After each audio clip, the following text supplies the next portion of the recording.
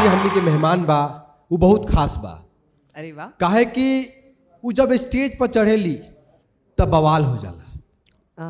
जब स्टेज पर चढ़ेली तब बवाल हो जाला।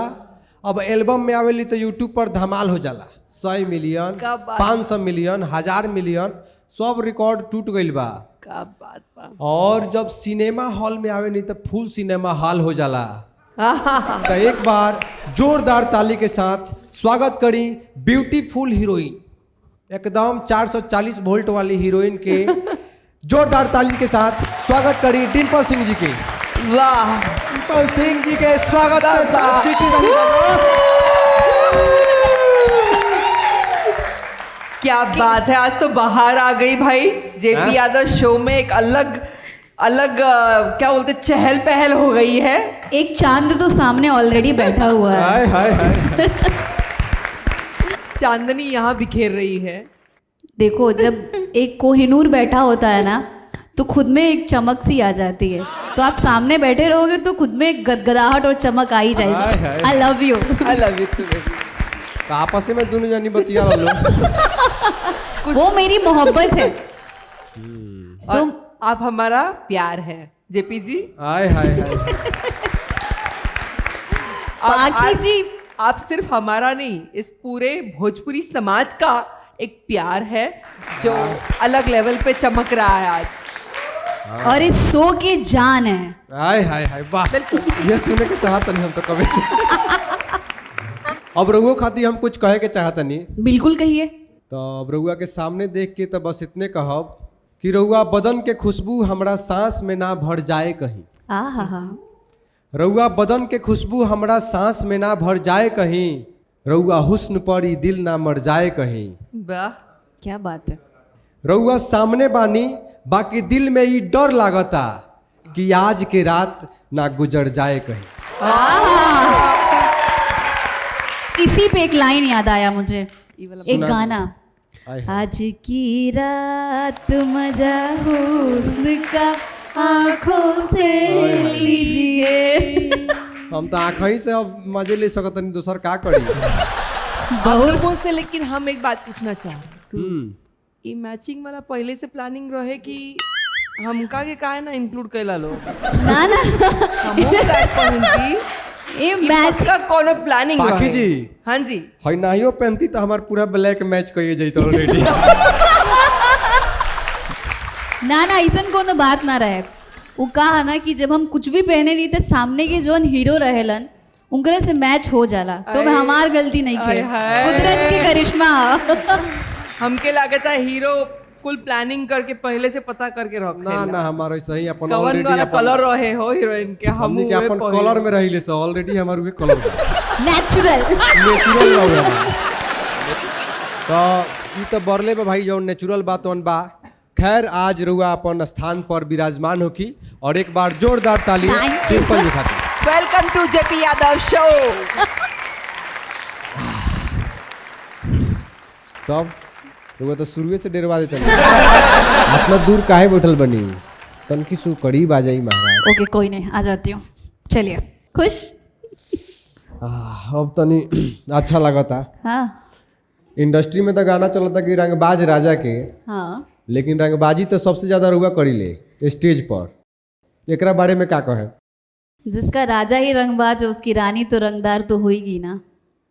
अब रहुए बताई कि राजा केकर कौन राजा बाला जी रंगदार बा, बताई राजा के नाम बता दी, जनता जाने मेरा के हर वो राजा रंगबाज है जो इंडस्ट्री में है। तो नाम जैसे बताई 2-4 गो।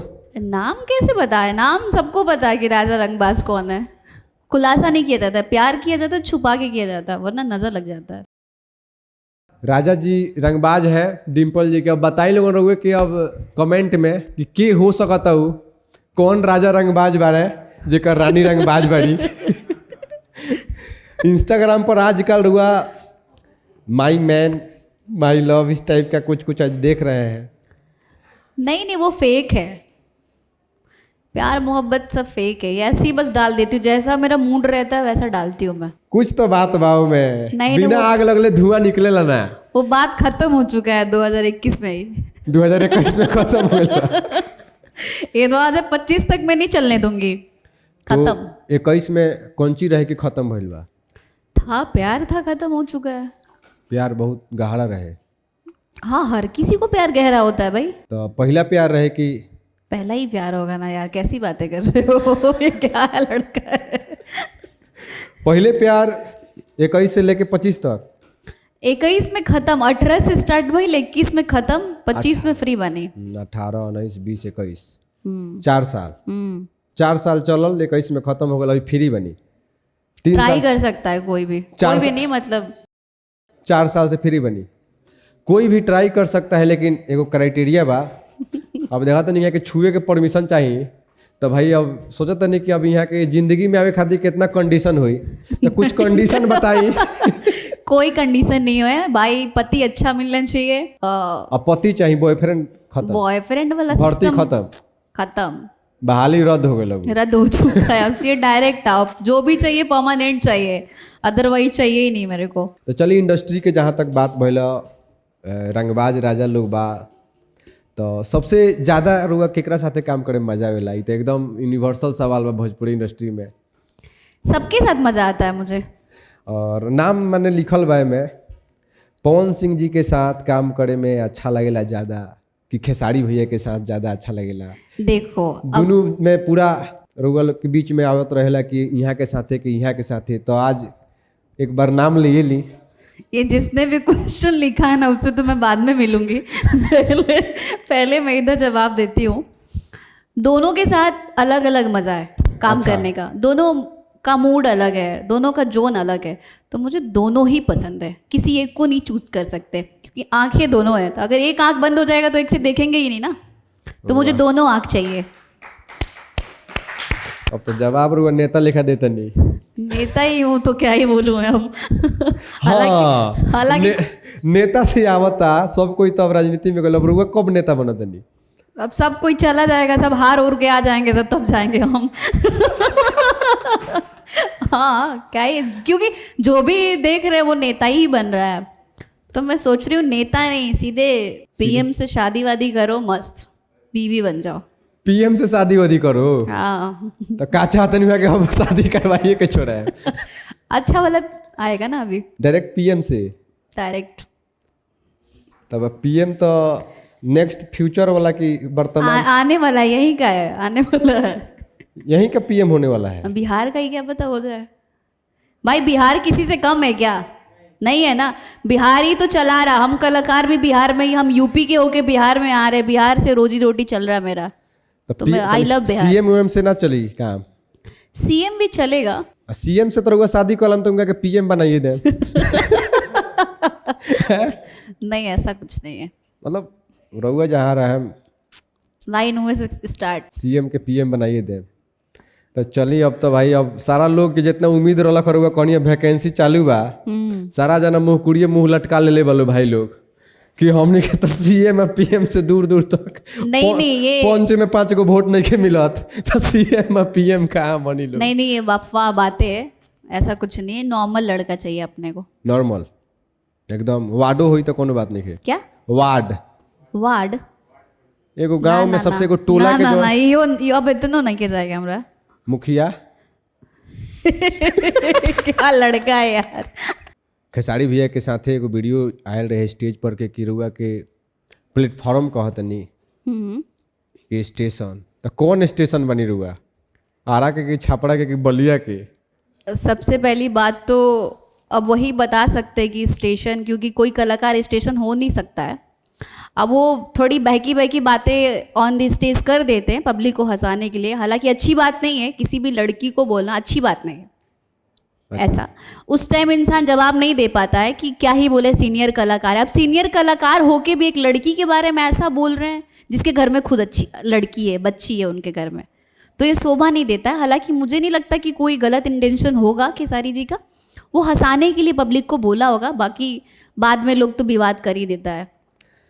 स्टेशन माने वो अच्छा वर्ड नहीं, आई नो कि आपको भी अच्छा नहीं लगा है, बहुत सारे लोगों को अच्छा नहीं लगा है। स्टेशन में तो मान चलिए कि स्टेशन बा ओके लोग के एगो मंजिल तक पहुंचावे के सबसे बड़ा वो देखो हर किसी का नजरिया अलग अलग होता है। मान लीजिए जैसे रुआ के हमने ये बोलेले बनी सन, तो कहीं ना कहीं हमने के यही मकसद बा कि रुआ अगर आए तो रुआ के चाहे वाला लोग हमनी के देखी, हमनी के भी जितना लोग मतलब जे रउआ के देखा था हो सकता कि हमनी के भी देखो रउआ वजह से। हाँ तो एगो प्लेटफॉर्म तो रउआ देता ही नु, जब पब्लिक रउआ लगे बा।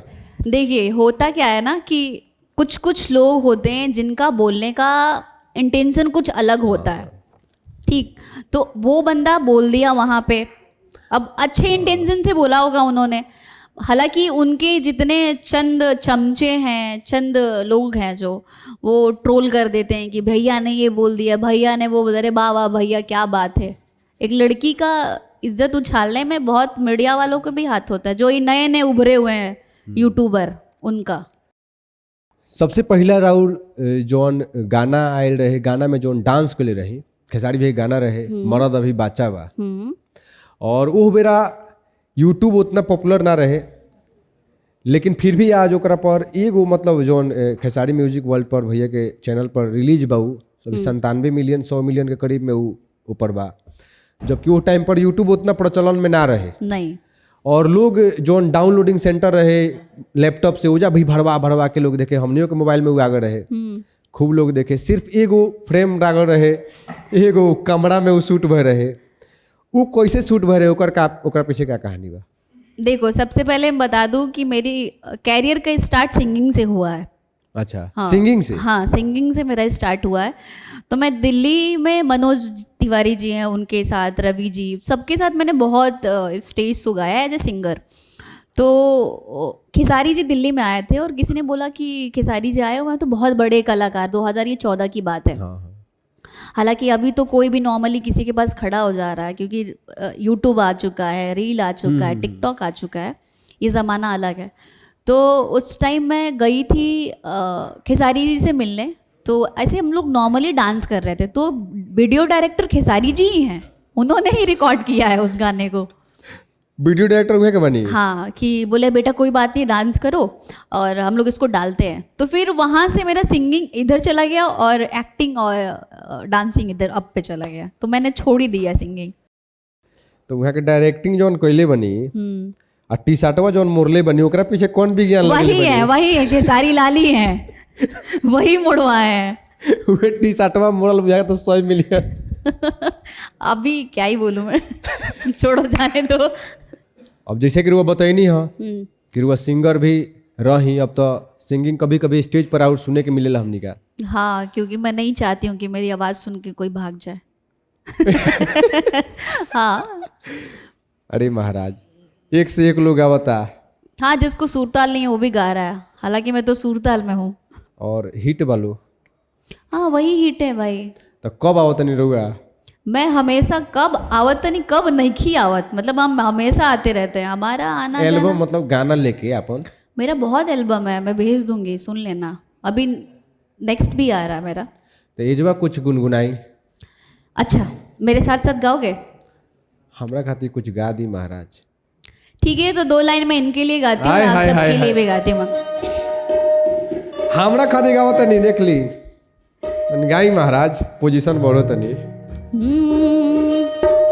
छाती कर ले उतान आहर दम को चरेले बान, छाती कर ले उतान आहर दम को चरेले बान, कि सगरो चलन बचला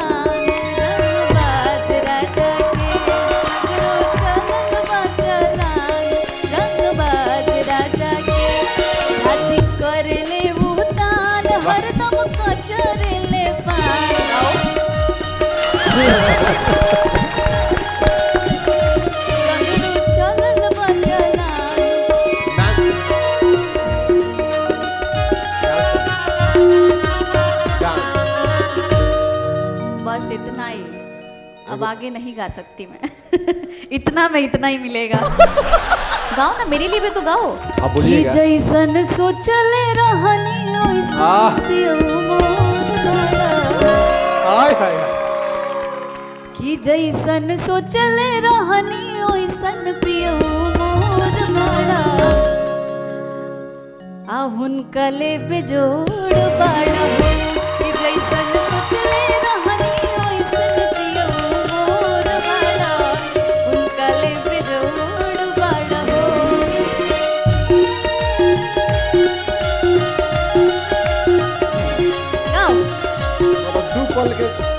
छीन लेनी ना। बहुत तकलीफ है ना। तुम गाओ ऐसे कि जैसन सोचले रहनी ओइसन धनिया मोर बाड़ू अम्मे हरारू से बेजोर बाड़ू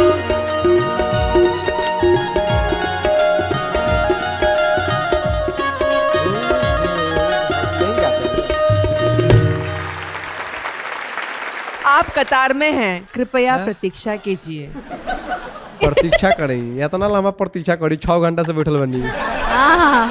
देखिए प्यार के मतलब ही भइल की इंतजार करे के चाहिए। हाय हाय जो ना प्यार में इंतजार नहीं कि वो प्यार के मतलब भी लागल रही हाय हाय लागल रही लागल झुलनिया में धक्का बलम कलकत्ता चल गई। अब कलकत्ता चलिए जाए तो फिर प्यार के का जरूरत बा। ये जनी जा कमाई कलकतिया राजा हाय हाय हमारे लिए सबतिया मतिया राजा। दोनों ऑफर कर रहे हैं, कलकत्ता भी नहीं जाना है। आप ऐसी प्यार मोहब्बत सबसे करते हैं? प्यार बांटे के चीज है, लोग नफरत बांटता हमनी प्यार बांटता नहीं सब। तो वो प्यार हो गया बका हमरा से। प्यार तो एकदम अच्छा खौला था प्यार। ए पाखी जी ये सारा हीरोइन लोग आवे ओकरा से प्यार करेलन गाई। अभी प्यार का बुखार इनका उतरने वाला है, ऐसा मुझे बहुत बहुत ज्यादा फील हो रहा है। अंदर से आ रहा अंदर से बहुत फील हो रहा है कि अभी इनका प्यार का बुखार एक तुरंत उतरने वाला है। ऐसन का होई भाई कि प्यार के बुखार अभी रवा देखिए क्या मेहरारू से डरवावा तरी रवा शादीशुदा बनी तबो ऐसन बनी। इसको में शादीशुदा बनी रही है। ए जी सुना था नहीं ज्यादा खुश मत हो लोगन। अब हमनी के सेटिंग कर ले बनी सा। अच्छा हम फार्मूला हमरा मिल गल बाकी मेहरारू के खुश कैसे कइल जाला पहला ही बता देम कि का चाहिए या का ना चाहिए। हम रवा से ई पूछे आइल बनी कि का खाएम का बना दी। देखनी कितना हमरा के केयर करेले देखो तनी कितना केयर करता रही। लेकिन हम तारा के बता देवे के चाहता नहीं कि हमार बगली एकदम खाली बा तारा दिमाग लेखा। का हम रवा से पैसा थोड़ी मांगतानी वही तो रवा से ई पूछतानी कि का खाएम बताई जाके हम घर में बनाई। दिमाग के अलावा इतना प्यार बिना मतलब के हैं कुछ ना चाहिए हाथ में प्यार आज तक हमरा मिलले नहीं के महाराज।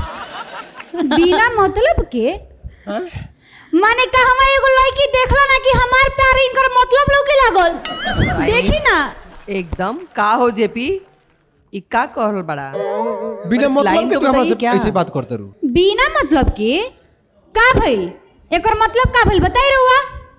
अरे आज तक हमरा से तू इतना प्यार से कहो बतियाले न रहू। एकर मतलब पाखे जी जानता नहीं का भइल का बुझ जाई कि हम उ भाई जान गए बनी अब कि अगर मेहरारू रउआ से प्यार से बोलतिया अगर मेहरारू रउआ आगे पीछे डोलतिया अगर मेहरारू रउआ आगे पीछे डोलतिया प्यार प्यार से बोलतिया पाखी जी जी अगर मेहरारू आगे पीछे डोलतिया प्यार प्यार से बोलतिया पूछ पूछ खियावतिया आंचरा से बिना डोलावतिया अपने हाथ से पानी पियावतिया आ एगो रोटी मंगला पर 2 रोटी लियावतिया। अच्छा और हर बात में हाँ करे हर बात में हाँ करे कौनो में नाही तब बुझ जा कि ओकरा कुछ चाहिए। हम जान गए बानी सब खेला। और सुनी नीमन नीमन राय देतिया भोरे भोरे चाय देतिया नीमन नीमन राय देतिया भोरे भोरे चाय देतिया आ कोनो पार्टी फंक्शन में अकेले अकेले जाय देतिया। अच्छा बिना लड़ाई झगड़ा के अगर चूल्हा पर चढ़ गल कढ़ाई घर में शांति बा एकर मतलब 100% गारंटी बा कि एकरा कुछ चाहिए काय जाल में ना फंसे हम जेपी जी अब इतना भी सच ना बोले के चाहिए ना मेहरारू लोग के पोल खोल दे। ए प्रीति कुछ ऐसा नहीं बात बा का ना पाखी जी उतनी हमर झुमका टूट गई रहल उहे जोड़वावे के रहल खो हम धरा गलू खाली हमरा के उल्लू बनावलू अब ना आज जितना लोग देखत और भाई लोग सब जना देख लो लोग अगर मेहरारू का कुछ चाहिए तो ऐसा ऐसा खेला करिए सब। ए देख ली इतना बोलत नहीं जितना नहीं खे साफ साफ बताई कि का खाई कि हम बना के ले आई का खाए हाँ हैं जौन बनैबू तौने नु खाएम जा जौन बुझाई तौन बनाव तारा के तो कुछ बनावे के कहम तो तू 36 किस्म के मुंह बना देबू खाना बनावे तो आवेला ना मुंह बनावे एगो रील बनावे देखी देखी पाखी जी ई जौन मुंह बनेले बड़ी इनकर फेवरेट ह देख ली अब ढेर होता एक के घुसा में नु आदमी बना दे आदमी बना दे तो का बानर से बियाह कइले रहू देख ली अब रउआ बर्दाश्त से बाहर जाता नहीं मुंह तो बना लेलू अब जा भात तरकारी बनाव रोज लात गाड़ी खैला से तो अच्छा बा कि भात तरकारी खाई सुनी ना हमरा कहे के मतलब जाए ना बाजार से मछली लेके आई बना दी अगल नू हमरा पता रहल एकरा कुछ चाही मुर्गा मछली बनिया देख ली अब रउआ ढेर बर्दाश्त से बाहर जाता नहीं तो तू औकात से बाहर जाता रही तो कौन बात ना हम बर्दाश्त से बाहर जाता नहीं जानता नहीं पाखी जी एकरा घर के मूस खा के खुश होके वाला आदमी हमें सब आइए जब मुर्गा खाइए मछली खाइए आई होता अब रउआ हमर मुंह खोलवावत नहीं जानता नहीं पाखी जी मेहरारू अगर प्यार से बतियावतिया तो इनकरा कहे के मतलब कि कुछ चाहतिया सही लोग पुरानिया लोग कहले बा कि शादी से पहले खूब अच्छा लागेला ससुराल वाला लोग के बात बियाह को के जइबू तब नु खइबू लात एही से कहतनी समझो लोगन अपना माई बाबू के हालात जहां होई ओकर औकात उहवे करी बियाह काहे कि हम लव मैरिज क के इनका से पछतातनी तो तमाशा के करेला तू ही नु तमाशा करेलू हमार दासा ने खुद देखत तमाशा से तहार कैसन हमार दासा भइल बा हम देखे नहीं कि जब लड़की आवेला नु तो तू हेने से हेने घूम जालो तू यहाँ खूब करला डिंपल डिंपल आइबा घर में नु तो मार के मुंह में निकालम पिंपल तू रहे के सीख जाइबा सिंपल एगो बात सुन लो पावर यहाँ से ना यहाँ से शुरू होखेला बाप रे बाप आओ घर में हई पावर देखो गजबे रहली बाप रे बाप हम तो घर में अब जाम तो हमार लक्ष्य पर फोकस कर जाओ ध्यान केंद्रित करे के पड़ी नया वाला लक्ष्य नया लक्ष्य हेलो हैं हेलो लवणी ले बाबा। हाँ माइंड ब्लोइंग हेलो आवाज नहीं आ रहा सारा तो मुँह आदत तरह का कहता सारे रोज पी जाता रहा वाईफाई के प्लांट कहाँ चल गए है बाबा हाँ वो प्लांट कहाँ चल गए कौन वाला नेटवर्क के तार नेटवर्क पेरवा वाला जन बजत प्लान। रहा उ का हो गइल कि हई टावरे नहीं खियावा साफ डे हंडले हुआ हां ए मत घरे नु लगौले बानी कि रोड पर लेके चला तनी हई लवणी ले कहां चला तर पहले ही बताओ ई तो हमार बिजनेस है हैं बिजनेस है नहीं का हेलो अरे लव यू सीरियस अरे लव यू 3 कैसी है मैं अच्छी हूँ आप कैसे हैं हैं मैं अच्छी हूँ। बहुत सुंदर यहाँ पर और देर रुकना है क्या आपको तो आपका स्वागत हम करते बच के रहना ई हमरा पता बा देख के का लगा था ताड़ी के बोतल है हम बस एकदम सही आप लवणी कहा जाला लवणी एकदम सही पकड़े हैं तो ये अभी तारी लेकिन- पियबो जी तारी पियबो तारी ना पीबो जात रही है ले आवे माल फोनवा काट दी केकरा से बतियावत तनी महाराज नेटवर्क नहीं के पकड़ हेलो कह दे तनी सारे हमरा से बुरा केहू ना होई हेलो हेलो हेलो तनी अपन फोटो व्हाट्सअप करता हो जैसे व्हाट्सअप कर ए अरे बाबू सुनी लड़की या का कोनो ना हम कह तनी ए पर आई बैठी तेजुआ बैठ जाई ए जे बच्चे हाँ राउर दिल के बात थोड़ा बच हो के गइल आज हो गइल आज लादिए महाराज- के पड़ेंगे के सामने हम बने रहुआ फोन से बतियावत तनी ना ए साला के आज हम कह दे तनी मुंह आ दे ई साला ह की साली ही हो ना ना दरअसल बात जानते नहीं का बा हाँ तार पर चढ़ल बा अच्छा ताड़ी इनकर खाती मतलब वाली है तार पर चढ़ल बा ऊपर से ऊपर बेच देता आधा माल ऊपर से कैसे केहू बेचेला अरे ऊपर से फेंक दे तो होई ऊ और नीचे से एक आदमी लोग के चल जाई वाह ई लॉजिक समझ में ना आइल हमरा तार ताड़ी पर चढ़े के पड़ला ऊपर अच्छा हम हैं? चढ़ल नहीं की यही से हमरा नहीं के पता देखले बानी नु तार के पेड़ कितना ऊपर होला रउआ के देख ले तार के पेड़ देखे का जरूरत देख। है रवा जैसे ना जानते नी रुआ बगल में हम बैठल बन नु देहिया गनगनाता है देखे हम कहेंगे कि आज लाद के मत जाए के पड़ो, एम्बुलेंस बुलावे के पड़िए जा। अरे साला ते व्हाट्सएप कर ना, हमरा पर व्हाट्सएप कर। का समस्या आ गइल बा तहरा? ई का लबनी तबनी ले घुमत रह। हम एक सेकंड हो बैठ जाते हाँ हाँ बैठी बैठी बैठी। जानते नहीं हाँ हाँ औकात के अनुसार काम करे के चाहिए आदमी के। हैं? चली पता तो चल जानते नहीं एजिया बैठल देख ली हमारे बूढ़िया नु। बचपन में दिल हाँ। इनकर बचपन के बाद पता तो चल गई इनका के। पाखी जी जी जी प्रणाम प्रणाम। जी जी प्रणाम प्रणाम। उहे कहनू हाँ हाँ हुए खूबसूरत चेहरा बैठल बैगो चांद। तेरा भूत के थोड़ा बच के जानते नहीं अभी बचपन जानते का बोल बाबू हाँ हम पाइप लगौले बनी ताड़ी में। तारी में पाइप लगल बा। हाँ अब बुढ़ापा के दे भइल हाँ। मान ला कि चढ़ नहीं खे होता हमरा से अच्छा पाइप लगा दिले बनी एक बे पाइप लगा दिल बन जाइले है में अपन काय खातिर दूह लीले। अरे दूह लेवला तारी दूह तरह की। अरे भैया गाय भैंस दूहल देखले बड़ा नु। हाँ हम आजकल ताड़ी दूहतनी। अब मैंने तार के गाछ पर से तारी दूह तरह तू। हाँ ऊपर रोज रोज के चढ़ी आ एगो साथ जौना के हम रखले बनी तो पहले ही हमरा से पहले ही जाके आ ऊपर जौन बाटे पहले ही वजह से माल गायब कर देता। अरे तोकनी के सेटिंग हुई तो ई कौन कुछ। टेक्नोलॉजी बढ़ेले बड़ा है दूहे वाला? पाइप लगौले बनी ऊपर से डायरेक्ट पाइप नीचे। चढ़ल नहीं खे जात? ना हमरा से अब नहीं के चढ़ल जाता। ऐसे कहाँ कहाँ चढ़ जाता रह? हैं? तारे गाछ में नहीं के चढ़ल जा। पहले तो उम्र जब रहे तो देखते रहला कि हम छादा वाली फाने में तनिको देर ना करी। हाँ एक सेकेंड देरी ना का छादा वाली फान जाए।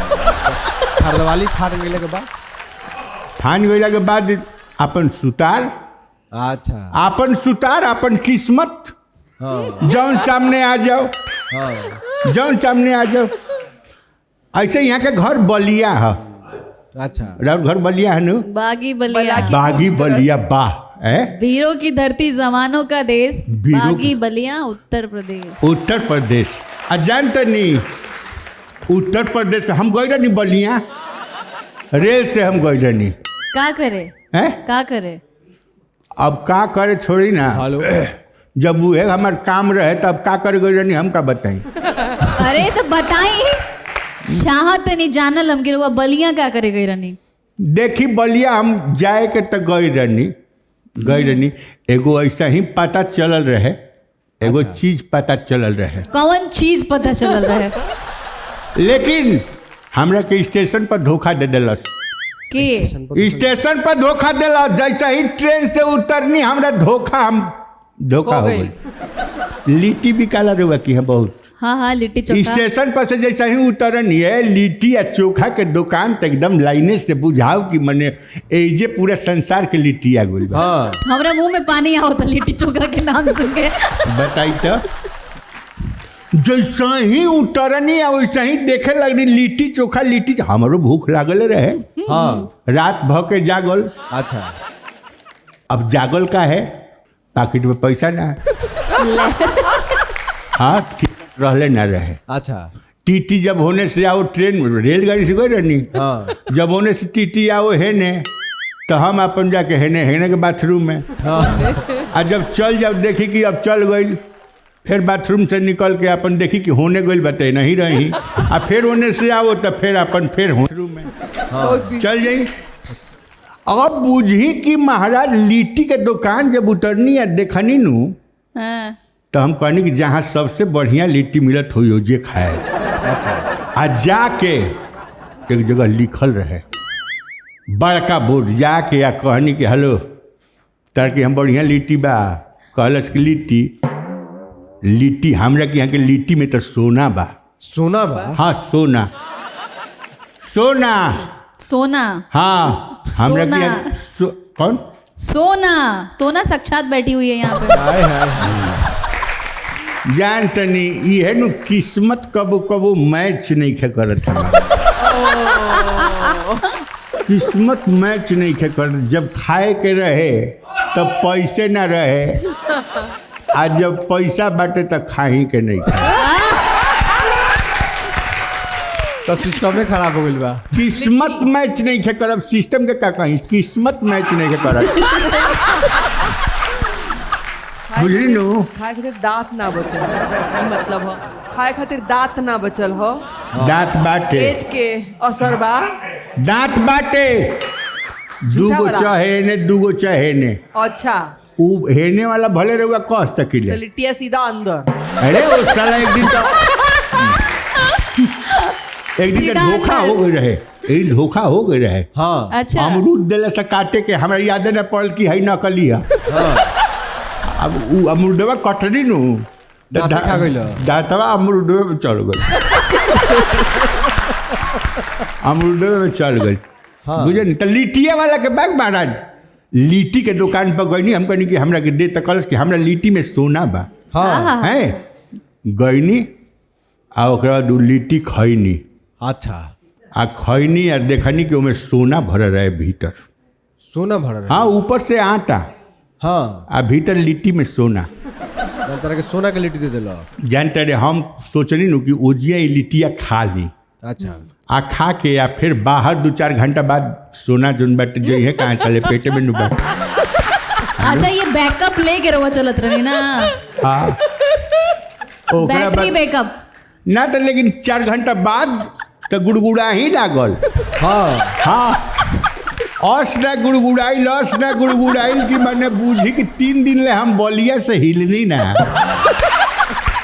ओजे हॉस्पिटल में रहनी डायरेक्ट हो गई हाँ लेकिन जान तो नहीं बढ़िया बाटे एकदम रुआ के देखनी है आज तो है हेलो व्हाट्सअप कर तनी अपन फोटो हम रखे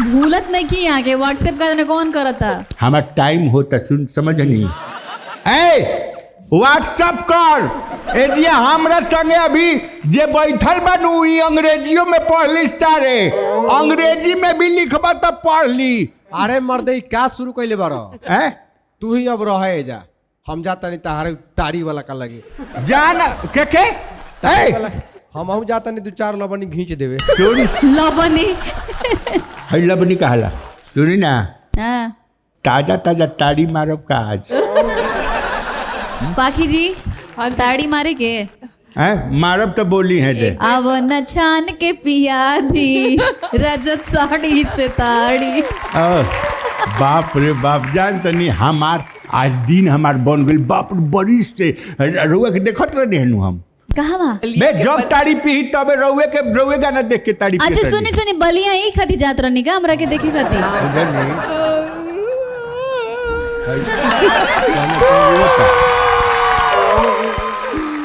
अच्छा सिला दिले बारू प्यार के अब कौन मुँह दिखाई पटीदार के आ तू का जानो तारू एक करे जा जियो तानी बंटी बबली मार के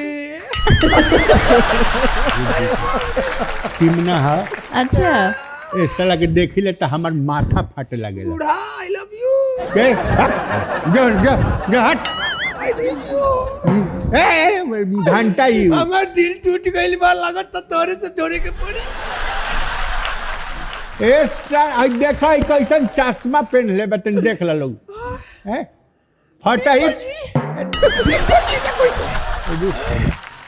अरे बाप रे बाप लागत हमार टूटल दिल तुरंते जुड़ जाई अभी बूढ़ा हाँ हाँ तू निकला जैसे राउल दी बुझाता चाले हम बुझाता तू फेर थुरा के उपाय अपन लगावा तारा कह देता नहीं तू चल जा 100 रुपया के फूल किले पानी दे के हम पैसा वसूल ले जा तनी लेकिन आप सचेते रही है राउल जानता नहीं हम 440 वोल्ट का लगे बैठल बनी ऐसे थोड़ा सा दूरी पड़े ले राउल दिल टूटल बा का कहनी है राउल दिल टूटल बा ना हमार दिल टूटल नहीं के पोखरी में धा के मूसर से कूचल बा हमरा प्यार के दिया बिना तेल के भकभका के बूतल बा फिर भी हम तनी खुश बानी फिर भी हमरा दिल में तनिका खुशी बा काहे कि ओकर टिप टाप का कलम हमरा कॉपी में छूटल बा अब देता नहीं उनका के ना दम डिम्पल जी उनका के हम कॉपी में टिप टाप का कलम धा ले बानी राउल प्रेम कहानी कैसन रहे हमार प्रेम कहानी देखी डिम्पल जी हमार जौन प्रेम कहानी रहे उस सावन भादो के आंधी रहे आयल जितने स्पीड में गोइल उतने तेजी में आ जाए से पहले दुका दुका बोल गोइल अंग्रेजी में का बोललस? अरे वो का बोललस? दुका बोललक मेकअप कुछ ऐसा बोलत रहे। अरे ना ना ना, वो मेकअप ना ब्रेकअप बोलले हुई। हाँ मेकअप, हाँ ऐसा ही कुछ बोलले रहे। ओकर मतलब का भाई? ओकर मतलब ई कि ऐसे प्यार के शुरुआत होला। और प्यार के शुरुआत कैसे भइली बताई, ओकरा बाद हम बताएं ब्रेकअप के बारे में। प्यार की शुरुआत भाई बुझ जाई कि बचपन के प्यार रहे, बचपन के प्यार रहे, दिल बेकरार रहे, हम ओकर तोता उ मैना हमार रहे। प्यार शुरू भइल स्कूल से, प्यार शुरू भइल स्कूल से, पटैनी एगो फूल से, विश्वास ना भइल हमरा तनिको जब पट गइल छूल से। अरे महाराज, वो कैसन लड़की रहे जो छूल से पट गई? ओइसन आज हमरा बुझाइल बा कि हमरा से गलती हो गइल भूल से। डिम्पल जी छू दी ना ना ना करंट तो मारता। डिम्पल जी धीरे धीरे प्यार हमनी के खिले लागल। अच्छा, धीरे धीरे प्यार हमनी के खिले लागल, एक दूसरा से बोली विचार मिले लागल। कान के चादर मोबाइल के भोपू से फाट गई, बुझ जाए कि बतिये से सारा रात टावर एंटीना हिले लगा। जिए मरे के साथ रहे, डोरी गज के बात रहे, हमरा बहुत विश्वास रहे ओकरा पर। लेकिन वो अचानक से एक दिन मैसेज कैलस, हम आज गए रनिया मिले, तो का कह दिया कि बाबू मेरा शादी कहीं और सेट हो गया है, मेरे पिताजी को कोई और राजकुमार भेंट हो गया है, अब तुमसे नहीं मिलूंगी क्योंकि बहुत लेट हो गया है। अरे इधर साचो रहुआ साथे बड़ा बुरा हो गई। लेकिन वो लड़की कैसन रहे जोन रहा दिल तोड़ के चल गई? ओकरा बारे में हम का बताई रहुआ से। उस शहर के सुंदर लड़की, हम गांव के छटुआ आवारा। वो पापा के अपना पड़ी, हम अपना बाबूजी के पारा। लेकिन अब ओकर बियाह होता डिम्पल। रहुआ के बियाह में बोलेलस ये कि ना? बियाह में बोलैलक हिया, अब बियाह में हमारा ओकरा जाए के काहे कि वैसा ना बातें कह देलक हिया। जब हम कहनी है कि बियाह में तू हमरे के बोलैबू कि ना, मिलबू कि ना बियाह का दिने, तो कहतिया कि मांग में सिंदूर, गला में मंगलसूत्र, आ हाथ में चूड़ी रही, आ शादी के दिन तो तारा से ना मिलब काहे कि बहुत मजबूरी रही। ई कैसन प्यार रहे? डिम्पल जी आखिरी लाइन हमारा के मजबूर कर देलक ओकरा के कुछ कहे पर। कहतिया कि बहुत मजबूरी रही, कहतिया का कि बारात के दिन आज है काहे कि भोज भात में आलू दम पूरी रही। तले तो हम छड़िया गनी हा, एकदम छड़िया गनी हा, आ कह देनी हमरा मुँहे पर कि तू टीमना के आलू दम पूरी पे पोटाई वाला बात बुझले बारू हैं। तारा बरियात के दिने 3-3 गो न्योता बा, 3-3 गो। वाह, और में से 2 जगह तो साक्षात मुर्गा भात बा, तो हम मुर्गा भात छोड़ के आलू दम पूरी पे जाए ना? एकदम ना, एकदम ना। लेकिन फिर भी हम जाए। प्यार बा ना, लास्ट में ऐसा ना ऑफर दे दिलक हिया। कौन ऑफर? बुझ जाए कि बहुत खतरनाक ऑफर दे दिलक हिया। हमरा मजबूर हो गई हिया। ओकरा बाद हमरा बुझा गेल डिम्पल जी कि वो हमरा से सच्चा प्यार करेली। ई बात हमरा बुझाइल हो आज। ई कौन ऑफर बा जोन हमरा समझ में नहीं आवत? डिम्पल जी जब वो बात कहलक हिया, हमरा आँख से आंसू आवे लगल ह। ऐसा वो बात कहलक हिया, कहलस हिया कि तू हमार लवर हवा, तारा के हम स्पेशल व्यवस्था दे। अच्छा, डिम्पल जी कहलक हिया कि तू हमार लवर हवा, तारा के हम स्पेशल व्यवस्था दे, आ बारात के दिने घर के पिछुती आ जाइ ह, ठोंगा में 2 डिब्बा नाश्ता दे। अब बताई रहुआ वो हमरा से प्यार ना करत रही तो 2 डिब्बा नाश्ता दी तू हमरा के बरियात में। बताई बारात में तो 1 डिब्बा नाश्ता लेवे खातिर आदमी के गमछा फाट जाला, 2 डिब्बा नाश्ता मिली। तब डिम्पल जी हमरा दिल से आवाज आयल कि भुलाइल का बारा टीमन, लवर ना मिली ऐसे नीमन। तो अभी वो बिया कहाँ? अभी तो वो अपना घरे बिया, बियाह शादी के तैयारी में बिया। बियाह के दुने भेंट होई, पिछुती से 2 डिब्बा नाश्ता लेंगे और निकल जाएंगे। तब बियाह के दिन ओकरा से भेंट हुई, तले ई टीमना डिम्पल से सेट हुई। सोची कितना सुंदर, सुशील, सिंपल टीमन संग डिम्पल। बड़ा दिल फेंक बड़ा। अभी तो ओकरा प्यार में पागल रहला, अभी तो टीमन संग डिम्पल करेला। बक हम ऑलरेडी सेट बने केहू के साथे।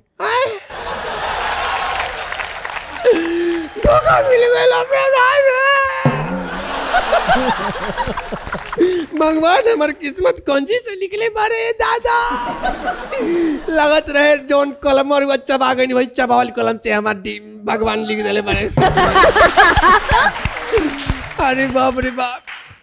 डिम्पल जी हमार तो दिल टूट गल। अब जिए के हमरा कोनो इच्छा नहीं के। का है?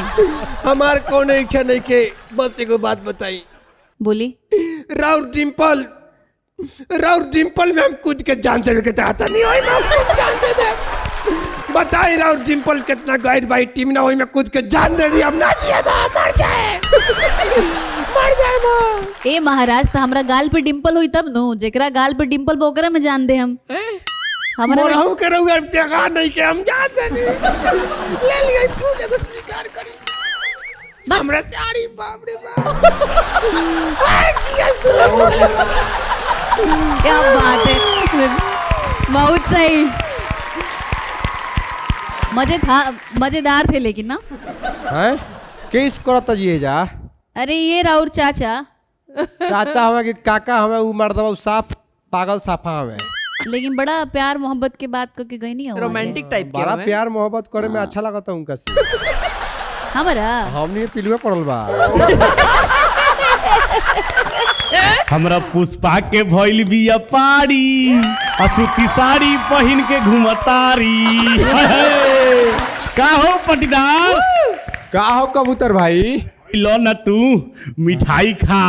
हैं गोबर के नखनु बनैले। गोबर के ह हमरा पुष्पा के पारी भइल बिया पारी भी आइल बिया। हाँ बधाई हो। थैंक यू पाखी जी। पारा के घर में पारी बिया गए। पारा के घर में पारी बिया बिया। कितना तपस्या से उ बच्चा देले बिया तू जानता रहो? कितना तपस्या कइले बरो? बहुत तप हम कइले बनी। उ कइले बिया हमर पुष्पा। अच्छा अरे अरे अरे नमस्कार नमस्कार। नमस्ते नमस्ते। रउआ कब आई हा?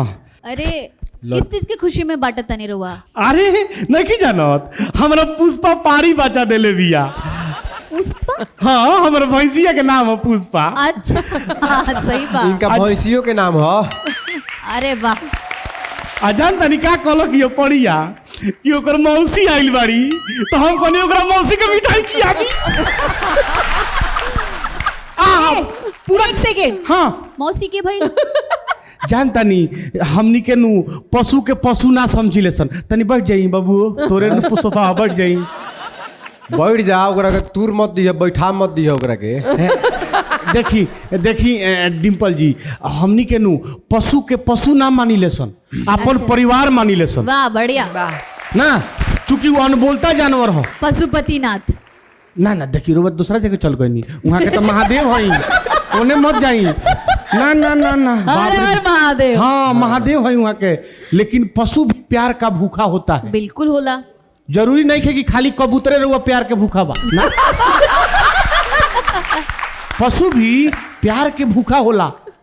ऐसे हमनी के पशु के जानते नहीं डिम्पल जी फर्क कितने बा कि उ लेहन खाले सा आई लात खाले। ये हमार पटीदार हो। ए काहे नफरत करत रहन इतना? समझ गई नीनू। देखी देखी के देखी जलन के बो वहीं से आवेला। लोग बुराई ओकरे करेला जेकर जेकर मतलब बराबरी ना होवेला। जलन ओकरे केहू करेला जेकर बराबरी केहू ना कर पावेला। हाथी चले बाजार कुत्ते भौंके हजार। भौंके हजार। अरे बाप रे बाप रे बाप। आज तो हमरा बड़ा सुनो सुनो कबूतर जी तो तू हाथी कहने से लगाता रहो। क्या कल हो? तू हाथी कहने से लगाता जलन रहो। का बू आ रहा है। हाँ आज हमारा पक्ष में दूधू को महिला ब्रिगेड बा। तहार आज काम ना चली। तहरा पक्ष में दूधू को महिला हो खो हमारा हाथ में एडिटर वाले सा। सुनो सुनो ये धमकियों पे नहीं जाने का। जहाँ पाखी एगड़े डिम्पल सिंह बैठी हो वहाँ एडिट वेडिट से नहीं जाने। ना ना ना ना हम कहाँ तनी तनी है पूरा लड्डूया खाई ना। एकदम रउआ खातिर प्यार से मंगोले बनी। ओहो शुगर फ्री बा खाई ना। हो गेल। डाइटिंग पर बानी का? ना ना हम खुद डाइटिंग पर नहीं खीनू। सोफा पर बाड़ी तो तू डाइटिंग पे कहता रहो। सोफा पर बैठी। देखो काटी के बेटी आजकल आग लगावे रहता रिक्शा। ओहो काकी। चाची का है बाबू तनी लड्डू खा लो हमर पुष्पा पारी भी आइल बड़ी पाड़ी भी आइल बिया हाँ हाँ अब बैठो बैठो बैठो पख त पाड़ा का चलता के तार पाड़ी बिया गलिया हो हमर बकरी को खसु बियाल बड़ा से जानता रुआ ओकर अल्ट्रासाउंड करैले रहवी ओही में भाई, हमरा पता चल गए काकी जब तू कोई से घूक तांगे लगलू ह हई कौन लड़की आइल बिया हो हैं हई कौन लड़की आइल बिया हीरोइन है ई हाँ ती बिटिया का बियाह हो गइल बा अब ला बियाह करे का हां बियाह कराइब का रहुआ लुगा पहले बड़ुआ भरी मांग सेनुर लौकते नहीं खउआ कहत नहीं बिटिया का बियाह भइल बा कि ना सेनु टिकली हां लुगा पहले बड़ त सेनुर ना लगा के चाहिए तो मरद रही लगावे खाली तो लोग तो यारे पर लगावे दिए तब नु बहुत बदमाश है ये बहुत ज्यादा हमनी के बाबू हमनी के युग में हाँ। हमनी के जब बियाह हो के तो देही पर लुगा रहुआ है नहीं आ जाई बैठे दी कबूतर जी के अच्छा बैठी हो ना बैठी हाँ आ जाई हम तो कहनी है जे हमरे के लेडीज बुलाओ लेडीज तनी पास में बैठी ना हम बोली जे हमरे के बुलाओ तनी हाँ बैठे दम तारा के हो जा एगो तो हम एगो धरती पैसन लेडीज बानी न कि दोनों काम करत रहे ए अंदर से कुछ गड़बड़ नहीं के नो ना जगत काकी बड़ी जगत काकी जगत बकिया बाबू काकी। तू बियाह करत जवानी हो गइलू तो रहुआ लइका खोज दी लइका खोज दी नतिया के का नाम है हाँ? काकी और तू का काकी। पवनवा और बड़का बेटा में नहीं खे पवनवा पवनवा से हो जा ए बाबू ए पाखी बानी हमार पवनवा में जोड़ ना लगी हो जोड़ लगी अब तो पवन गोहर पवन के दिन डिम्पल एक कहे ए भाई इस सिस्टम से इस बात से मेरा कोई लेना देना नहीं है आई हैव ए बॉयफ्रेंड ए काकी हां पवनमा के जो हतारू खेसरिया के जो हतारू आई बगल में कबूतरा बाई नहीं खेलो को अच्छा पाखी जी यहाँ के लइका हमरा खातिर ढूंढ देले बानी नामो रहुआ कर देनी नामकरण भी दे देनी हमर बाबू का पवन नाम है अच्छा और भी कुछ नाम बा पवन में कोई अपने एके गो बात ये बात से हमार कोनो लेना देना नहीं खे बाकी ये बाबू तालो कह दखन हुए हमनी के जमाना रहे न कि हमनी के बड़ बड़ुआ के सामने गनु निमन टिकली ना साटा तरह नहीं जा मगर तहलो कैसन जमाना आ गई कि अपना बेटा में उठवे रंग के तहलो बोझ जतरू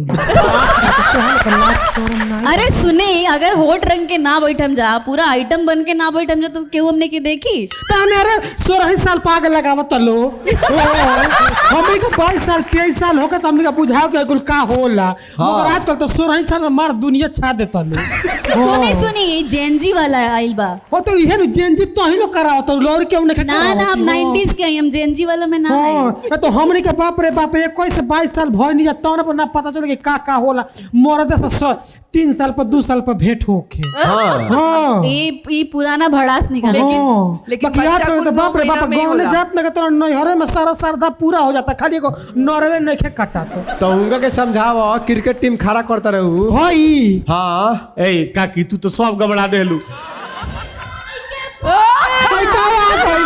के बेटा तोरा के कहनिया कि जाके बांस के पतई तुड़ के ले आओ घरे पानी भी आइल बिया तो है डिंपल से नैना लड़ावत रे तो है मैना से नैना के लड़ाई हां अरे तू काया के ओहो काहे तू खिसिया जा पाड़ी भी आई ना तू हमरा के बताओ कि है मैना से नैना के लड़ाई आज तोरा के पूरा बांस कर दे चल घरे हूर द मुंह में हूर द ए हमर मैना तारा से नैना हम लड़ाए हो लेकिन यहाँ तो हम आई रही हम मिठाई बाटे बात बात पर काहे नाराज हो ए जाती सुना हमरा के प्यार के भाषा मत समझो आज तो सोचो तारे कि पूरे बांस तारा के कर दी हई तो बड़ी बुरी ला बजाबा हो हई बड़ी बुरी ला बजाबा तो बस रे बैठ के सन्नान में नन लड़ावत त के देखे से सब बतियावत हो काकी तू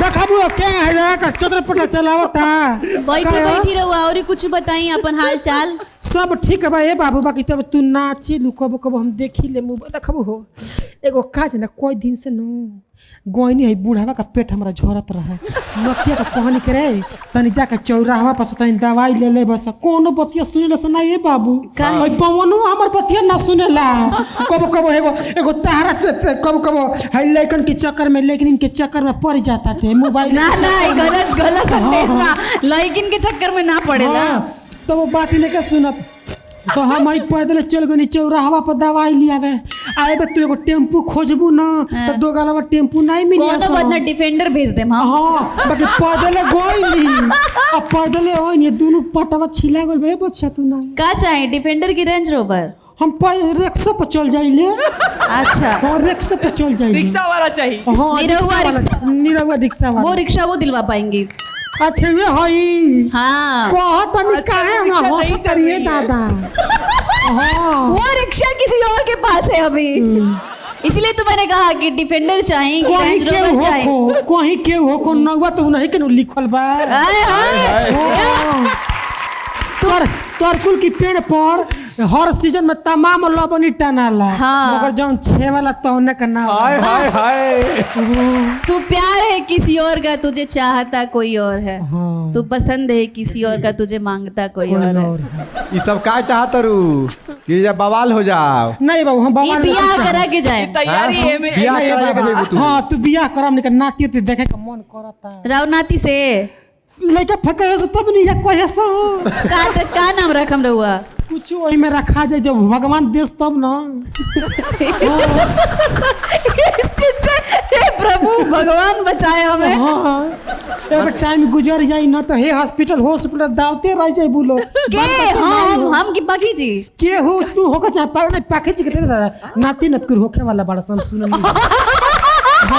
आपको इतना सुना अपन ध्यान दो इतना त मने सोचिए। जो अब करवाइए देबू और ना ये बाबू कर तनी मिठाई ओकर कहीं जगह बा तू जा एजा से पहले जा बियाह होई तब न लड़का होई अभी तू अब लड़को करवावे लगल जा कोरी तो तब न होई रे एक गाना गा के जाइए लड़का मान लीजिए एडवांस में गा दीजिए क्या पता यहाँ रहूं कि इंडिया के बाहर रहूं अब सोहर गा के सुना द बिना लड़के भइले नहीं हां जी सोहर का हाँ गा दीजिए एग्री हो आप एकदम चलो गाइए गाइए गाइए जुगा जुगा जियो सलाला नामा भवाना वाके भाग जागल है ना लाल होई है कुलावा के दीपक मनवा में आस लागल है हे ललना लाल होई है कुलावा के दीपक मनवा में आस लागल है ए बनी गाय ना हमरा लाज लागत ताटे नकिया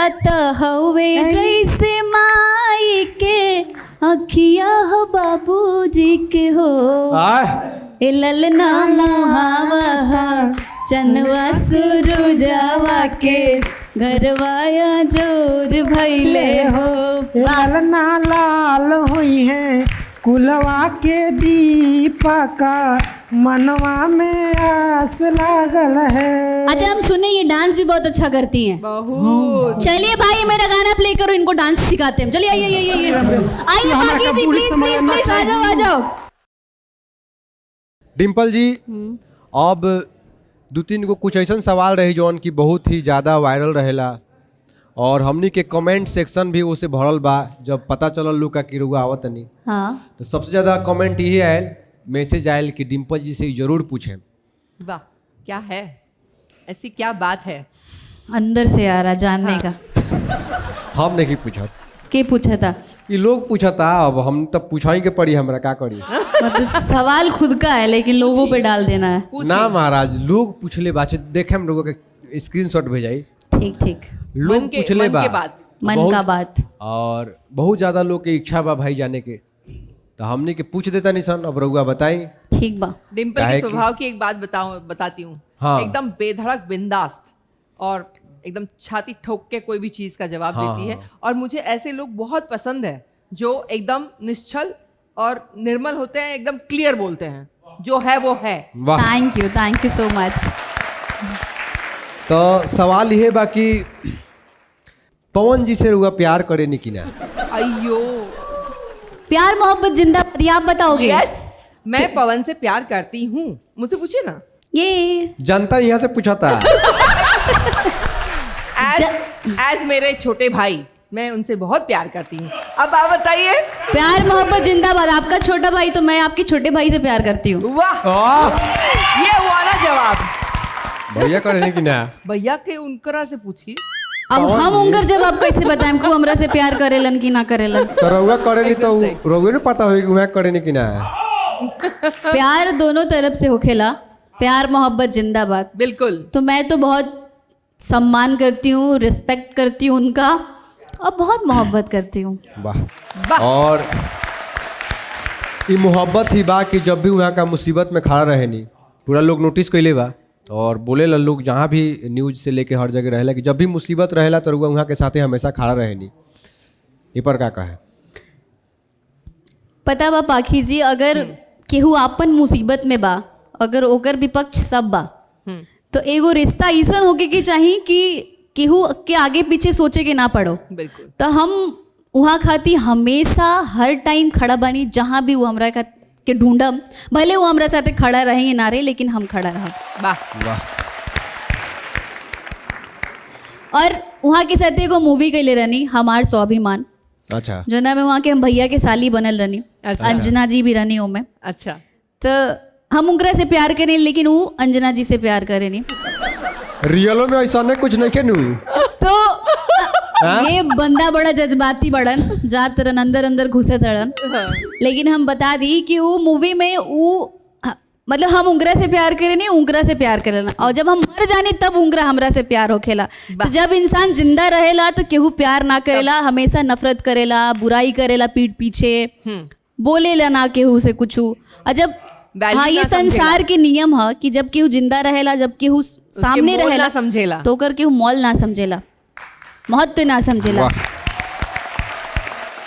हाँ, ये संदेश है ये सबके खाती, जे भी प्यार करेला और जे भी पीठ पीछे बीचिंग करेला, बुराई करेला, बिल्कुल। मुंह पे करो जिसको भी करना, दम साला सीना चौड़ा ठोक के बोलते हैं कि फाड़ देंगे बीच से, चाहे कोई भी हो। दम है तो सामने आके बोलो। सामने दम हो, सामने बोलो। आज दोनों आदमी हुए बा, एक आदमी कहला कि उड़ा दे, एक आदमी कहता कि फाड़ दे। चलो और कहिए। अखड़ा सही में कॉमेडी शो अखड़ा बन गई भाई।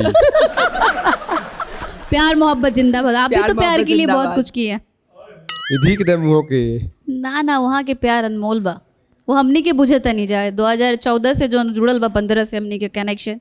नया लोग का बूझी पुरान चावल के का पुराना खीर ही तो, पुराने चावल का ही तो खीर बनता है भाई। नए चावल आएंगे जाएंगे, कितना आएगा कितना जाएगा, आपन वही रह जाएगा। चलो तो चलिए अब कैरियर पर आवल जाओ। और सबसे पहला बार जब रुआ फिल्म के ऑफर आयल हुई या फिर गाना कैले होखे, तो जब स्ट्रगल के दौर में रही, तब लोग के जौन इंडस्ट्री के लोग बा चाहे अपन लोग बा, ओकर कैसन रिएक्शन रहे रुआ प्रति, क्या व्यवहार रहे, और आज में का व्यवहार बा, तो में दोनों में अंतर कैसन बुझाला रुआ? पहले वाला जे भी लोग रहे नु, अभी बनावटी लोग बा। अच्छा। जितना भी अभी इंडस्ट्री बाटे, हम 2015 से 14 से बानी इस इंडस्ट्री में, तो जो अभी वाला इंडस्ट्री बा वो बनावटी बा। पहले वाला इंडस्ट्री कुछ अलग रहे, और हमरा साथे व्यवहार भी जितना भी लोग बा, जो भी कलाकार बा जेकरा से हम जुड़ल बानी, उनकर बहुत अच्छा रिस्पॉन्स रहे पहले भी। अब थोड़ा चेंज हो चुका है, अलग हो चुका है मिजाज सबका। पहले बहुत अच्छा था, अब प्रैक्टिकल लागत है बहुत। हाँ, अभी थोड़े फेक लोग आ चुके हैं, वही लोग फेक बन चुके हैं। अच्छा, तो जब स्ट्रगल के टाइम के बारे में अगर कुछ बताई, अगर कुछ ऐसा वाकया भइल हो के रुआ साथे कि कुछ लोग मिसबिहेव करेला स्ट्रगल के टाइम पे, और जब रुआ सक्सेस हो गई नी, तब वो अगर आदमी मिलेला तो ओकर का रिएक्शन रहेला? हमरा साथे मिसबिहेव नहीं के भइल शुरू से ना, कभी नहीं के भइल। हमरा के सपोर्टे मिलल बा, और जब भी हम काम कैले बानी, हम एज ए सिंगर इंडस्ट्री में आई रहने, तो हमरा के 2017 में फिल्म के ऑफर मिले रहे, नगिनिया। आप लोग बहुत फिल्म की होंगी, नगिनिया होगिनिया, तो रितेश ठाकुर का मूवी था नगिनिया। अच्छा। तो उसमें ऑफर मिला था मुझे काम करने में, जिसमें 5-6 हीरो थे। 5-6 हीरो? 6 हीरो थे और मैं अकेले नागिन थी एक। अच्छा। तो उस टाइम भी स्ट्रगल नहीं करना पड़ा, अभी भी नहीं, हालांकि चलता रहता है, बट सब अच्छा भगवान का कृपा से।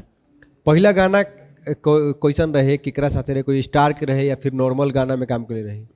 सबसे पहला गाना हमारे खुद के सोलो रहे जो हम गईले रहनी। अच्छा। पहला गाना, और एज ए एक्टर हम गईले रहनी रितेश पांडे जी के साथ। सबसे पहला बार? हाँ, देवी गीत रहे वहाँ के। अच्छा। तो सबसे पहले हम रितेश जी के साथ काम कैले बने। ओकरा बाद खेसारी जी। उ मरद अभी बचा बा? कि ना उससे ना, पहले भी? ओकरा पहले छठ वट के सॉन्ग कैले रहनी जा, वो तो ऐसे नॉर्मल भगल रहे। अच्छा। हम्म।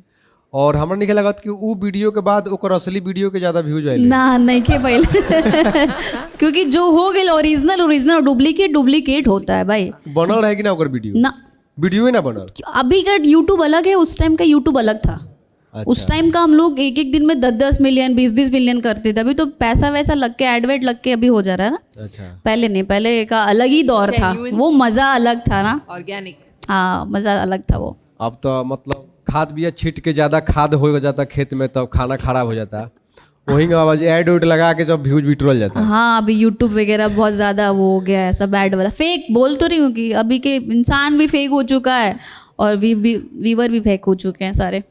चारों तरफ फेक हो गई बा। फेक फेक पंथी, दिल फेक, दिल फेक हो चुका है। आशिक के तरह। आज मुझसे प्यार, कल उससे प्यार, परसों उससे प्यार, ऐसा हो गया। ये चीज बा। तो बहुत अच्छा लगल रुआ से बात करके। Thank you. और डिम्पल जी, जब रुआ से बात होत रहे शो में बुलावे खातिर, तो रुआ शूटिंग में रही, हाँ जी। फिल्म के शूटिंग करत रही, तो वो फिल्म के का कहानी बा? काहे कि भोजपुरी में तो आजकल बहुत अच्छा अच्छा पारिवारिक फिल्म ही बनता। हाँ, तो रुआ ऐसा ऐसा फिल्म में काम करते हैं का? देखिए, हम जो फिल्म में हमारा आवे वाला बटे, वो फिल्म के नाम है जेठानी के अरेंज मैरिज, देवरानी के लव मैरिज। आहा। कहानी के जेठानी के अरेंज मैरिज, देवरानी के लव मैरिज। मैरिज। मतलब हमारा लव मैरिज होता, हमारे जेठानी के अरेंज मैरिज होता। आजकल के घर घर के कहानी बा, गांव गांव के, कि पुरान लोग अरेंज मैरिज कर लेता, नया होता जे लव मैरिज शादी करता। तो वही में पूरा ड्रामा हुई। वही सब फैमिली ड्रामा बा। और ये B4U चैनल से ये मूवी आवे वाला बा हमार। हालांकि और भी चैनल ऐड हो सकेला, पता नहीं, लेकिन हम पहले ही बतावते नहीं कि हमारा बहुत अच्छा फिल्म आवे वाला बा, जेकर नाम है जेठानी के अरेंज मैरिज, देवरानी के लव मैरिज। तो आप सब देखम जाओ, ढेर सारा प्यार देम जाओ, और बैक टू बैक आप लोग के देखे के मिली बहुत सारा अच्छा अच्छा गाना, मूवीज, और JP यादव शो। वाह। तब वैसा ही आवत रहे, बुलाते रहिएगा, आती रहूंगी मैं, रुआ फिल्म बनावत रही, गाना बनावत रही, या ये जो आवत रही, और सबकी जरावत रही। सबके आज की कचवाइन शुरू की जाए। ऐ खैनी बनाओ, खैनी बनाओ। साले जीवन भर हमारा खैनी खैला, साले खैनी नहीं खाए। आओ डाल कचवाइन शुरू कीजिए। तो जी डिम्पल जी, हाँ जी। सबसे पहला आरोप रुआ पे ही लागल बा कि राउर हरी हरी जौन ओढ़नी बा उ कौना बगिया में छूटल बा, जेकरा वजह से हजारों लोग के दिल टूटल बा, जेमे सबसे पहले तो हम बनी, साक्षात रुआ सामने खड़ा बनी। और वही दिन, जौना दिन रुआ बगिया में गई रही, राउर ओढ़नी छूटल रहे, वही दिन भीरगुंचा के मकई के खेत में से बाल टूटल रहे। तरुआ पर सरासर आरोप लागल बा कि रउए उ बाल तुरले बनी। बताई बात में कहाँ तक सच्चाई बा? बाल हम तुरले बने? ये आरोप लागल बा, ये आरोप लगले बिया। इनका गर्लफ्रेंड तोड़ ले, हमरा पे इल्जाम लगावा तरन। हमार रउए शकल एक बार देखी, कहीं लौका तक गर्लफ्रेंड हमार होई, ई तो आरोप राउ रही खारिज हो जाई कोनो कोर्ट में। हैं? हमारा आरोप कबो खारिज ना होला, हमारा आरोप बड़ा निशाना पे लगा। गर्लफ्रेंड बनावे खातिर व्याकुल बनी, लेकिन बनते नहीं किसी कोनो गर्लफ्रेंड। काहे कि हम बात बात में करा दी ले विवाद, हमरे नाम है झंझट प्रसाद। वाह, क्या बात है। तो सबसे पहले ही बताई कि रउआ बगिया में का करे गए रही अगर बाल ना तुरले रही तो? बगिया में हम का करे गए हैं? टिकोरा काट रही? जज साहब, ये क्या बकवास हो रहा है? अब तुम चुप रहो। बकवास हो रहा है तुमको लौक रहा है, इधर से मेरे दिल में बांस हो रहा है, वो नहीं लौक रहा है। साक्षात लाइन मार रहे हैं, ये बोल रही है कि गर्लफ्रेंड है। कहाँ से गर्लफ्रेंड है? बात तो सही बा, हमरा घरे चावल बा दही, डिम्पल जी अगर कोई तो लिया के रख दे देते। लगो दही बेचे जा, बेचवाई दही तारा के। देखा तो ना कि दिल से दिल मिले वाला बात होता। आ तहनी के दही बेच के बिल बढ़ावे के फेरा में लागल। रे तो इतना सुंदर सामान लो कि तो मन ना पिछली। शांति से बैठा। तू बोला फ्री के पेमेंट लेबू तू? मैं यहाँ क्या बोलूं, यहाँ तो पागलपन चल रहा है। पागल तो अब का कहिया, जब से डिम्पल जी के देखले बानी कई रात कई दिन जागल बा ई झंझटवा। जब से रुआ के देखले बानी ई झंझटवा कई रात जागल बा। आज हम खुलियाम ऐलान करतनी कि झंझटवा रुआ प्यार में पागल बा। क्या बात है very nice। हम कहाँ भागता? पहले और 14 का केक समाज में मत जाए। ओकरा कौन लेके चलैल ह? एक बार डिम्पल जी से मिला दो। एक बार डिम्पल जी से मिला। अरे रुक ना भेंट हुई रे। प्रोग्राम हुई अभी। ए ओकरा मुंह पर पट्टी बन रहा। सबसे बड़ा सवाल तो ई बा कि जब ओकरा लौकत नहीं खे तो डिम्पल जी के जब देखले नहीं खे तो ऊ काहे पगलाइल बा? ऊ कौन सी देख ले बा बिना आके? ऊटू पर देख ले बानी। ऊटू पर केले बानी तो ऊटू पर तो जगह देख ले जब तोरा आँख खराब बा। ये तो आनहर के दिल ना होला का तू एगो लगला बतियावे। दिल से देख ले बा। हाँ प्यार दिल दूगो दिल के मिलन है प्यार। बैठ बाबू। आउटर दिल खाली हमरा बाटे, तू लोग कहाँ से दिल पे आ गइल? दिल नहीं के तारा मुड़ी में ढील बा है, कहाँ से केस ले आइल बरो? Britain made in Britain. Britannia biscuit. में ब्रिटेन। चली ये आरोप से तरुआ बाँच गई नहीं। दूसरा आरोप लागल बरुआ ऊपर कि रुआ कलम चबा गई बनी। बताई कलम चबावत रुआ तनको ख्याल ना आइल कि लाखों करोड़ों लोग जे रुआ से प्यार करे खातिर बेचैन बा, शादी करे खातिर व्याकुल बा, ओकरा दिल पर का गुजरी अगर खोदा उदा जाइत मुंह से। कौना कंपनी के कलम रहे? कलम? हाँ बलमुआ के बलम, बलमुआ के बलम, बलमुआ के बलम। जज साहब मैं आपसे पूछना चाहता हूँ, मुर्गा मुसल्लम सुना है, लिखो बिको कलम सुना है, चोय चोय पलंग सुना है, ए बलमुआ का बलम क्या है? अरे नहीं रहुआ हैं? ये कौन आइटम है जी? कारे नहीं रहूंगा। माय लॉर्ड ये क्या हो रहा है? यस माय लव। जज साहब लव इजा होके लगल तो लव जब होते बा तो हम लव में कभी ना कभी आई लव यू 2 3 4 5 6 7 8 9 10।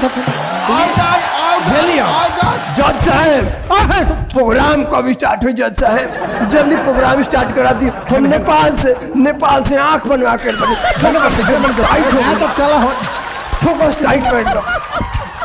ए तू का पूछा था? हमरा कान में पूछा था कि गांठ निका उनका थे।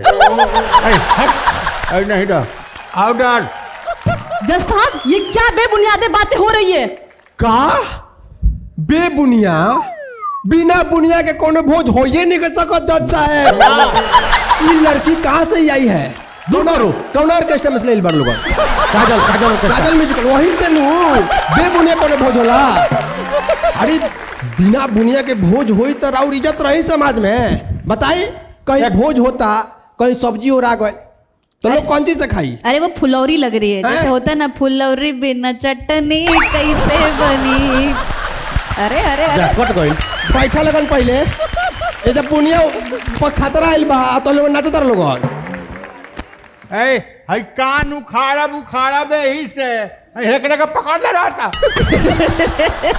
फालतू वाला काम खाली। जज साहब खिसियाई मत तनी से हमरा बहुत दूर तले लौकेला। दूर लौकेला तू आफत कर तारा मार दे। चाहे कंटिन्यू अंग्रेजी नहीं तो भाला लेके मार दे मिंगा के हम। इनका के गाथा हम देखता नहीं अपने भाला लेके गाथा में जैसे जाए ने कइलो। तू का ये पकौड़ा मारता हूं। अपनी पिट्टीवन के ना खिसा दे, झिलझिला कपड़ा पहन के आता सकर आंखें और तेज भोल जाता है। अपने पिट्टीवन की ना खिसा तो तू का छकड़ी। क्या बात है जज साहब पहले हमरा बुनिया पर सवाल उठल बा। हम पूरा दुनिया हिला दें बुनिया खातिर, पूरा दुनिया हिला दें। बुनिया पर सवाल क्यों उठाया गया जज साहब? दुनिया में समर्थन है, बुनिया पे सवाल उठाइए आप। हाँ ये लड़की बुनिया पे सवाल उठैले बिया। हाँ। बेबुनिया के कहती है कि बेबुनिया है। बिना बुनिया के कैसे भोज होई है? भोज के जान है बुनिया। भोज के जान है बुनिया, भोज के प्रधान है बुनिया, शादी ब्याह के जान है बुनिया। वाह जैसे रहुआ हमारे भोज के प्रधान है बुनिया, शादी ब्याह के जान है बुनिया, दही चूड़ा के शान है बुनिया, रस के खदान है बुनिया, गरीब के पहचान है बुनिया, हर समस्या के समाधान है बुनिया। वाह लइका फैका बुढ़वा जवान सब कोई स्वाद चखेला। लइका फैका जवान सियान सब कोई स्वाद चखेला। आ जब भोज में सब्जी ओरा जला तो बुनिए इज्जत रखेला। वाह हाँ हाँ वाह वाह। क्या बात है। इहो ना कि टाइम पास हो, इहो ना कि टाइम पास हो, खैला से देह में दम होला। आइए बुनिया से सारा जग सफल होला। वाह तब बुनिया पर सवाल मत उठाइया। दुनिया है बुनिया, हारमोनिया है बुनिया, ओझा है बुनिया, गुनिया है बुनिया। जज साहब खुजली से ध्यान हटाइए। अरे साला भाला ले मैं से खोप दिए तेने तूता ताई। सीला है मुनिया है बुनिया, सारा बुनिया दुनिया है। वाह बुनिया पे सवाल नहीं उठाना चाहिए इनके। ओह गॉड यार। झंझट भाई। ओह गजब बतौलत तू। ओह जान तड़ा हमरा मुंह में तो मैंने पानी आ गई, चूहे चूहे भाई। जज साहब ये पानी कहाँ से आ रहा है? हैंडपंप तो मेरे हाथ में है। यहाँ तक मैं सारे हैंडपंप उखाड़ चुका हूँ, यहाँ तक कि पाकिस्तान का हैंडपंप उखाड़ तक लेके आया हूँ, लेकिन ये पानी आ कहाँ से रहा है? जहाँ तक मेरी बुनिया की बात है, अगर मेरे बुनिया पे सवाल उठा तो मैं सारी दुनिया को हिला के रख दूंगा। बहुत सही, बहुत सही। जज साहब मेरी बुनिया बहुत नाजुक है, इस बुनिया को हम सब में बांट दीजिए। भगवान से डरिए आप, उतार के फेंक दीजिए वर्दी। पाक जज साहब स्टेज प्रोग्राम कब स्टार्ट हुई? स्टार्ट कराई ना जज साहब, आंख बनवेले बनी जज साहब। जज साहब चालू करा दी, जज साहब प्रोग्राम चालू करा दी। शांति से बैठो, बुनिया के लिए हम लड़ रहे हैं यहाँ पे। बुनिया की लड़ाई लड़ रहे हैं, बुनिया पे सवाल ना उठे के चाहिए, आगे से याद रखिए। अगला आरोप लगावे तो पहले अगला आरोप लागल बा जज साहब, देखिए ठीक से। हाँ अगला आरोप बा कि रउआ बाल विवाह कैली बनी। हम बाल विवाह के लिए बने, वो कैसे? नहीं कैले? अरे महाराज रउआ रूम में नाचा तनी हैंगा हैंगा कि मरद हमार बच्चा बा, तो जब बच्चा से बियाह कम तो बाल विवाह ना भइल। अब धरा गइल बनी। अरे अरे सुना सुना सुना, वो बच्चा जो जगरा से हम बियाह के लिए रहनी, वो जवान हो गए, ओकर खुद दुगो बच्चा बा। पहले रानी तब बच्चा रहे। हाँ पहले नहीं तो बच्चा रही, अब सियान हो गए बा, तो ओकर दुगो बच्चा बा।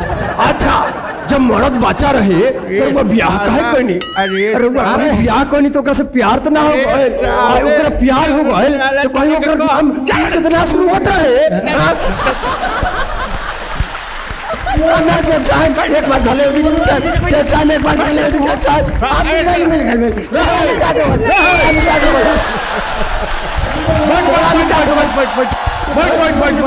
सानी देवल अब तो आपको आरोप लाग गइल बा, सिद्ध हो गइल कि रुआ बच्चा से ब्याह के लिए बनी बाल विवाह। हाँ अब देखी कोनो सजा लगाई ना, तो ऐसा सजाई दे दी हमरा से ब्याह करवा दी, सजाए हो जाइए सबसे बड़ा सजा। झंझटवा से ब्याह करेगी। हाँ मैं सर के सर फोड़ दूंगा, चीर दूंगा, फाड़ दूंगा।